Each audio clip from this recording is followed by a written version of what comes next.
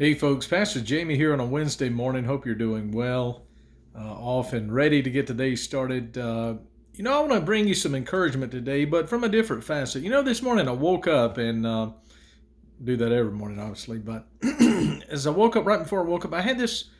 I wouldn't call it an alarming dream, but I had a prophetic dream, I believe, and I want to share this with you and just share the context of it.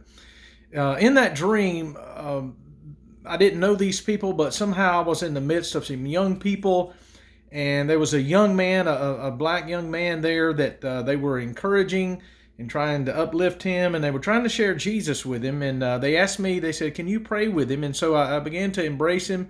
I put my arms around him. As I began to pray him, I felt a strong presence of the Lord there. And as I began to lead him in a confession, I could tell there was a strong resistance beginning to happen, and it was very strong. And in fact, as I began to ask him to repeat after me, I could tell that resistance was really oppressing him in a very strong way. And the more we tried to break through, the less we were able to make headway into that. And at the end of this dream, right before I woke up, this young man had not been able to receive Christ, and it really bothered me. It was a real strong and intense thing, and I told the young people there with me, I said, stay with this young man and continue to encourage him and continue to pray over him.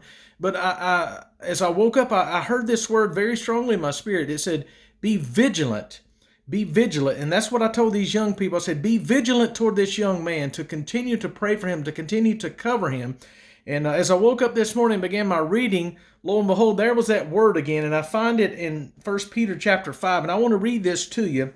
And I want you to understand this. It says, submitting to God, resisting the devil. It says, likewise, you younger people, submit yourself to your elders. Yes, all of you be submissive to one another, and be clothed with humility. For God resists the proud, but gives grace to the humble. Therefore, humble yourselves under the mighty hand of God, that he may exalt you at the right time, casting all your cares upon him, for he cares for you.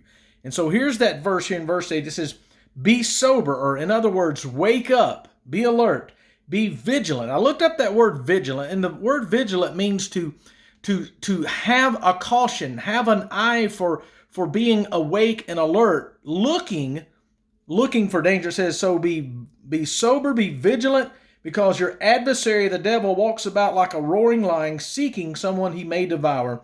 But resist him steadfast in the faith, knowing that the same sufferings are experienced by your brotherhood in the world. I want to encourage you today that as a believer, it's time to wake up. It's time to be alert. There's an evil that's had an onslaught in our nation for quite a while.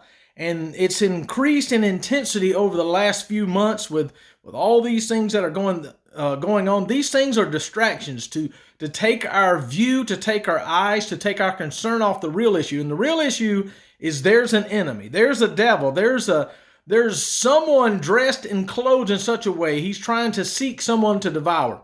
But the good news for the believer is he's like a roaring lion. He's not a roaring lion. In fact, Jesus is the Lion of the tribe of Judah. Jesus has the bite.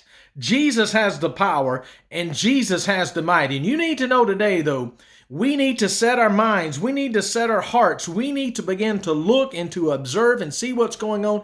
And we need to cover not only our young people, but our older people. And I want to share this with you. I believe the prophetic side of that dream was there's two things. One, for our young people.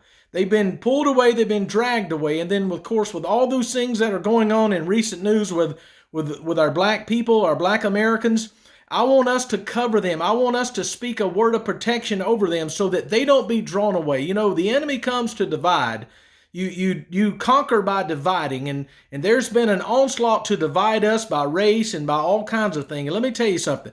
We don't have a skin issue. We have a sin issue, and we need to know this, that sin will attach itself and create division. It will create hatred. It will create racism. It will create all kinds of things. But we need to pray. As believers, we need to be vigilant.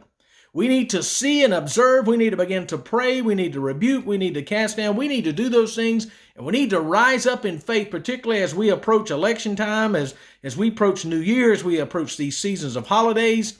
We need to rise up and begin to pray like we've never prayed before. We need to believe God at a higher level. And we need to understand there is a real enemy. It's not games. It's not, a cute little figure with a pitchfork. It's a real deal opportunity.